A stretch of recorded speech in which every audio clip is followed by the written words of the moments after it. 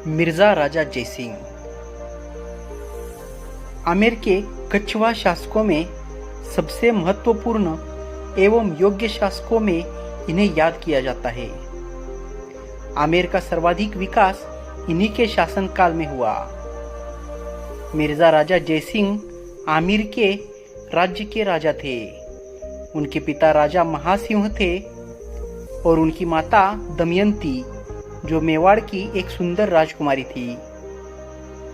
मिर्जा राजा जयसिंह का जन्म 15 जुलाई 1611 को हुआ था। मिर्जा राजा जयसिंह ने सन 1621 से 1667 46 वर्ष तक आमेर सियासत की गद्दी संभाली रखी। जयसिंह आमेर ने मुगल दरबार में सेनापति पद के रहते हुए सबसे ज्यादा सेवाएं देने वाले शासक थे। मिर्जा राजा जयसिंह 3 मुगल बादशाहों का शासन काल देखा था, जिसमें जहांगीर, शाहजहां और औरंगजेब शामिल था। जयसिंह को मुगल बादशाह शाहजहां द्वारा सन 1637 ईस्वी सन में मिर्जा राजा की उपाधि से नवाजा गया था।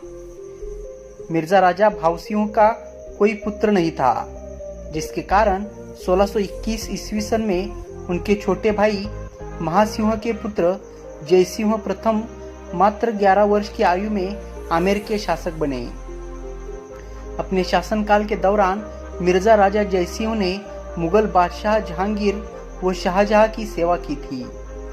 1623 ईस्वी सन में जहांगीर ने जयसिंह को अहमदनगर के शासक मलिक अंबर के खिलाफ भेजा, जहां इन्हें सफलता प्राप्त हुई।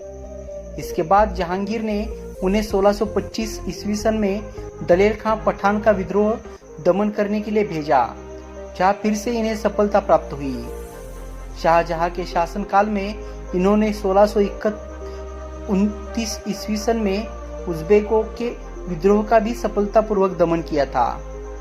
शाहजहां ने 1636 ईस्वी सन में जयसिंह प्रथम को बीजापुर व गोलकुंडा अभियान पर भेजा, जहां इनके सैन्य कौशल के चलते मुगल साम्राज्य को सफलताएं मिली, जिससे खुश होकर शाहजहां ने मिर्जा राजा जयसिंह के लौटने पर चाकसू व अजमेर के परगने ने उपहार में दे दिए थे।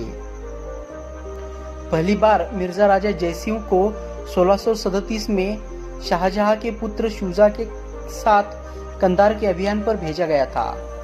वही इसके बाद 1651 में मिर्जा राजा जयसिंह मुगल सेना के हरावल दस्ते का नेतृत्व किया था, जहां शाहजहां ने मिर्जा राजा जयसिंह को सदुल्ला खां के साथ कंधार के युद्ध में नियुक्त किया, जिसके बाद कंधार में मुगल सत्ता स्थापित कर दी गई। जिसके बाद शाहजहां ने अपने पौत्र सुलेमान शिकोह के साथ संयुक्त रूप से मिर्जा को कंधार की सूबेदारी दी थी। जब 1657-58 में मुगल सत्ता के उत्तराधिकारी को लेकर मतभेद शुरू हुए, तब शाहजहां ने मिर्जा जयसिंह को 1658 में अपने पुत्र शुजा के विरुद्ध भेजा था, क्योंकि मुगल बादशाह शाहजहां चाहते थे कि मुगलों का ताज उनका ज्येष्ठ पुत्र दारा शिकोह संभाले। जिसके बाद युद्ध शुरू हुआ, जिसमें जयसिंह के नेतृत्व बहादुरपुर के युद्ध में शुजा को पराजित किया गया, जिससे शाहजहां खुश हुए और मिर्जा का मनसब बढ़ाकर 6000 कर दिया।